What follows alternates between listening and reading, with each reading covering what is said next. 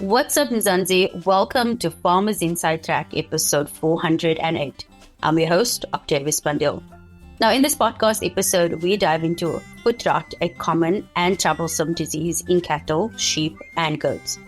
Dr. Rangano Magadu, senior lecturer in the Faculty of Veterinary Science at the University of Pretoria, explains everything you need to know to keep your animals healthy and productive, including some great advice for farmers on curbing the disease. Dr. Magadu, welcome to Farmers Inside Track. It's absolutely lovely to have you with us today. We will be discussing the disease foot rot. What are the primary symptoms of foot rot diseases in livestock, and how can farmers identify them? Yeah, thank you for having me. So foot rot is a very important disease of livestock. And when we say livestock, I'm focusing on ruminant animals, which are cattle, sheep, and goats. And the problem associated with foot rot is exactly that. There is a problem that is happening in the feet of these animals. So these animals show up with lameness, meaning there's varying degrees of inability to walk, to put it simply. So the animals can be walking with an abnormal posture in a mild condition, and in severe ones, the leg won't even be touching the ground. So foot rot usually manifests in a herd, whether there's cattle, sheep, or goats, as an outbreak of sorts. It's usually more than one animal that is affected. And the characteristics of the disease are there is cracks that appear between the hoofs. So the disease is actually not in the hoof. It is in the skin that is in between the hoof. So the skin between the hoof will crack.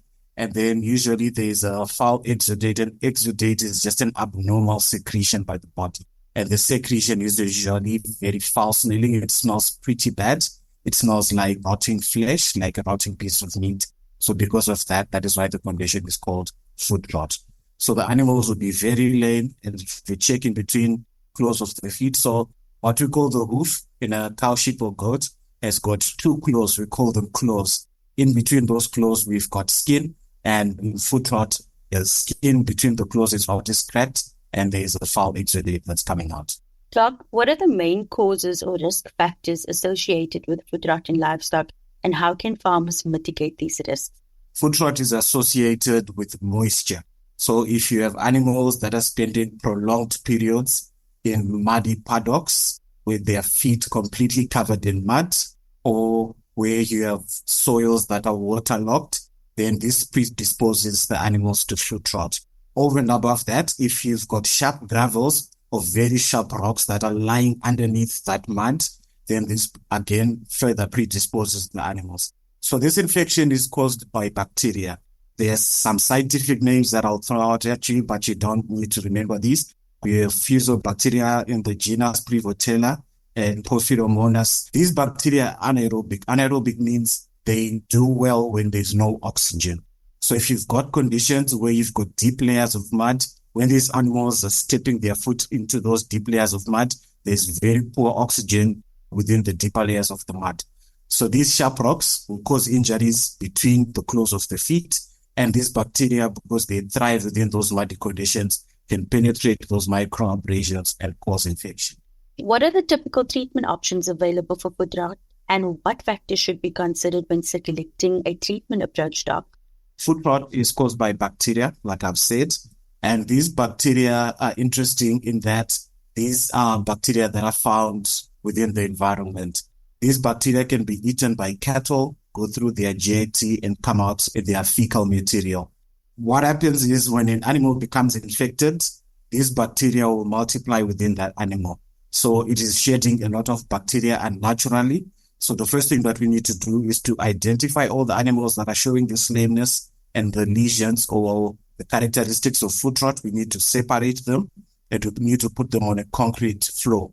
We cannot put them again in muddy conditions because whatever treatments we'll be attempting at that time might be reversed by putting them back in very poor, wet, muddy conditions. So we need to keep these animals isolated for between 7 to 10 days because these bacteria, even though they come out in the fecal material of animals, within 7 to 10 days of sun exposure, they die off in the environment. But if you've got an animal that's infected, then as it walks around in the camp, especially if it's muddy, then it's contaminating that environment. So that isolation is very important. Then the specifics of the treatment, we use antibiotics. Antibiotics are drugs that we use to kill off bacterial organisms. We use anti-inflammatories. Anti-inflammatories are drugs that we use to reduce pain, reduce swelling. So the disease, as it is causing damage in between the claws of the feet, is causing severe inflammation and severe pain. So we need to bring that under control. Because we've got these cracks, that we've got this abnormal, very bad smelling fluid that's coming out, we need to clean this out. So firstly, we clean that out with soapy water. And then after that, we use appropriate disinfectants that are registered for animals to clean those lesions. Then if flies are a problem, and in many cases it is, because this is a very bad smelling lesion. The animals, usually you can smell them when you stand next to them, and flies are attracted to bad smells. So as you treat these lesions, if you don't control the flies can come and lay their eggs within those lesions, and we get what we call fly strike, which is the larva of those flies will start eating into that tissue because it smells like it's rotting. So usually animals will respond to treatment within 3 to 5 days. And for specific drugs that need to be used for this, it is recommended that you speak to your veterinarian. How does foot rot impact the overall health and productivity of affected animals, as well as the profitability of livestock operations? So foot rot is a painful condition. And if you have lots of animals that are showing signs of pain, then this can be a welfare concern. So organizations such as the SPCA and other organizations that look after animal welfare might take an interest if the farmer is not responding to large numbers of animals that are showing signs of discomfort. If animals have got very severe foot rot, they don't want to walk around a lot. It's pretty much like us. When our legs are very sore, we don't want to walk long distances because that's quite uncomfortable. So the animals will lie down a lot. The animals can walk around with their legs raised up in the air if you force them to. Animals that are experiencing pain usually have a very poor appetite. So in settings, especially dairy setups where animals are producing milk, and also in feedlots where animals are gaining weight for slaughter and the beef goes for human consumption, those animals with poor appetite. So the productivity of the farmer is affected in that way, in that the milk production on the farm will go down. And if animals are being feedlotted, for example, beef animals in the feedlot should gain in the region on average of about 2 kilograms per day. So this will not happen, and all these are losses that the farmer are going to incur. Over and above that, if this happens in the breeding season, animals that are lame will not breed properly. If the bull is very painful, he's not going to serve the cows. And if the cows are very painful, they are probably not going to come into estrus. So again, this is another loss that the farmer can incur. Sadly, some cases, especially if they are very advanced, after attempts at treatment, there's no improvement, and such animals will need to be slaughtered. Are there any preventative measures or management practices that farmers can implement to reduce the likelihood of foot rot occurring in their herds or flocks? Because these bacteria, we said, they are pretty much everywhere within soil. They can persist for quite a few days under natural conditions. So we need to be careful when we're constructing the kraals of animals where we keep them at night, regardless of a setup, whether these animals are confined full-time in a camp or if they go out to graze or they come back. We need to make sure we manage the mud. So firstly, it is recommended that even for beef type animals that spend most of their times grazing in the pastures, and sheep and goats as well, when they come back into the kraal and sleep overnight, a lot of manure and dung and mud will accumulate. So this needs to be scraped out at least once a year. Just after the first rains have started, it softens up a little bit and this needs to be scooped up. Secondly, we need to make sure that our construction is clever. We should allow drainage, because if you have poor drainage, you've got accumulation of mud, and this mud is what predisposes these animals to feedlot. We also need to take care when we are manufacturing, whether it's in a feedlot or in a holding camp for beef animals or sheep or goats, that we don't have lots of sharp, small stones within that environment. Because remember I said, if you've got lots of loose, sharp stones that then get covered in mud, as these animals walk through there, they are going to get small damage between the claws. And if that skin gets punctured and you've got accumulated mud, then the bacteria is going to go in and cause infection. Over and above that, we can use some food baths. There's substances that can be put into food baths for cattle. They just walk through that. One economic one that's nice and cheap is zinc sulfate. So this helps to improve the quality of the claws, which is the hoof itself, and also the skin around the claws. Doc, what are the potential complications or secondary infections that may arise from untreated foot rot, and how can farmers address these issues? Foot rot, we said it causes the characteristic fissures between the claws of the feet, and this is an infection. So if the farmer does not react quickly enough, that infection can spread. So from the level of the hoof, it can continue to spread upwards towards the joints, and it also infects the tendons. So the tendons are the parts of the muscle that attach it to the bone. So all those structures can become infected, and the infection spreads higher and higher, and the animals become even more painful. Severe cases can actually cause tissue damage that is so pronounced that you can see the bones that are part of the claw. So such cases are quite severe, and in many instances, for humane reasons, we might need to slaughter those. Are there any differences in the susceptibility to foot rot among different livestock species or breeds? And if so, how should this factor into management strategies? Bluntly saying, not really to that one. Because of the nature of the bacteria, we found that this bacteria is pretty much everywhere, especially where you've got lots of mud accumulated.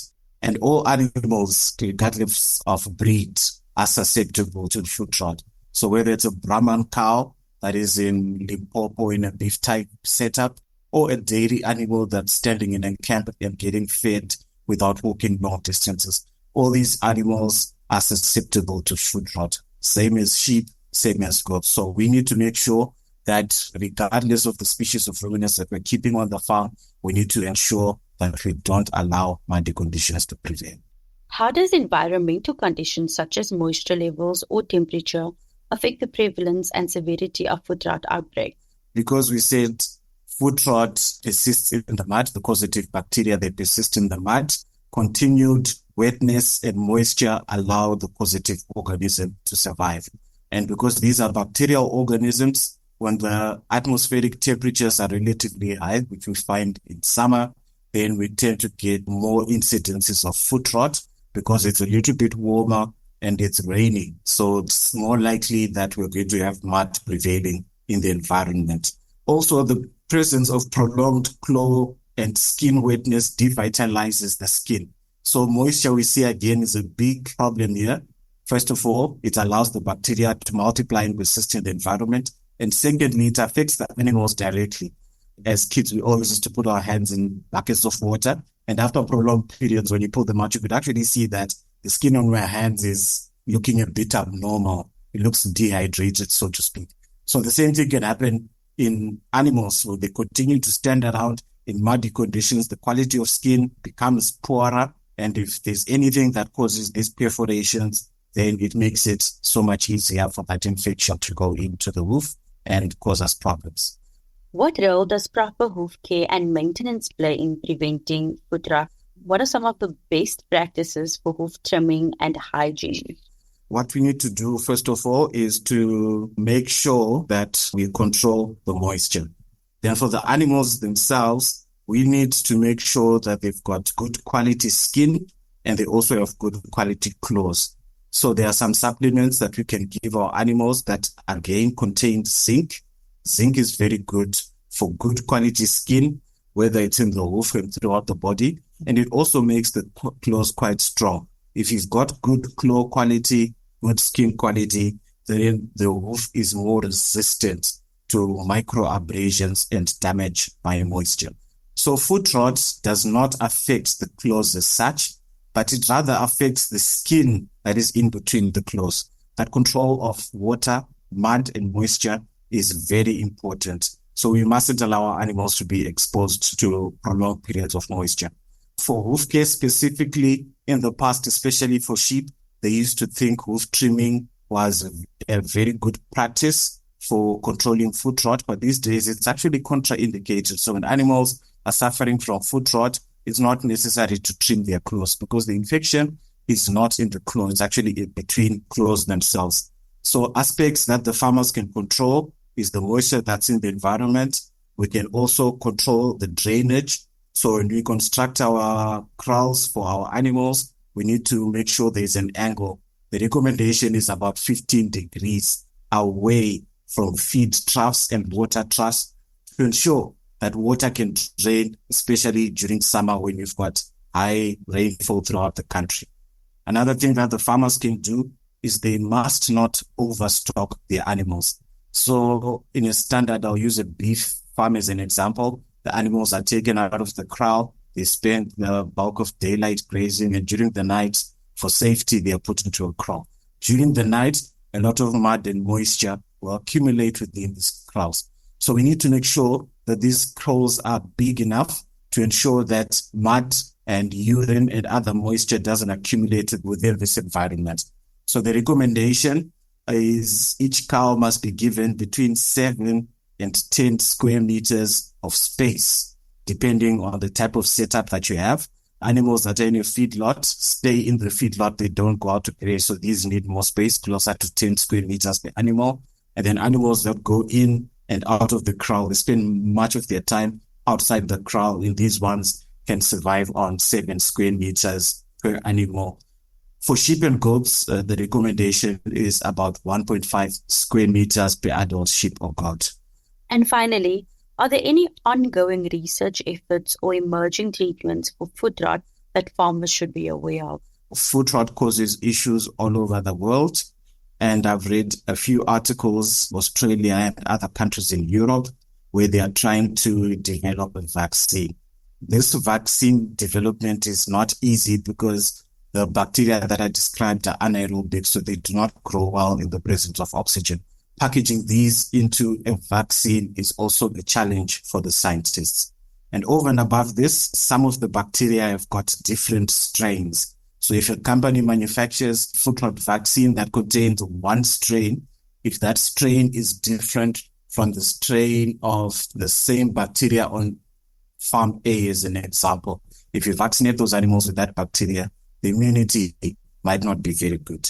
Another thing that I've found is some countries have been investigating the use of in-feed antibiotics, because remember we said this organism can survive in the GIT, so in the gastrointestinal tract of cattle, sheep, and goats. So they're researching the use of in-feed antibiotics that can kill off these fusobacterium and the other anaerobic organisms so that they don't come out in large numbers in the fecal material. It's going to be a big challenge because the world is already struggling with overuse of antibiotics. So in-feed antibiotics, I don't think will be a sustainable solution for foot rot in the future. Thanks so much, Dr. Rangano Magadu, Senior Lecturer in the Faculty of Veterinary Science at the University of Pretoria.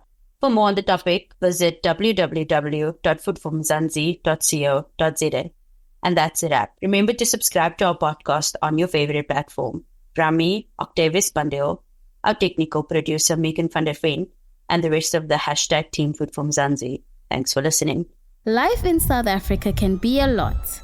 I mean, scroll through Twitter for a minute and tell me I'm wrong. Thank God for South Africans though, right? We're inspiring, and even on the bad days, we fight back with a smile. That's why I love Food for Mzansi so much. They're not ashamed to celebrate the ordinary unsung heroes who work every day to put food on our nation's tables. Go to foodformzansi.co.za and never miss an inspiring story.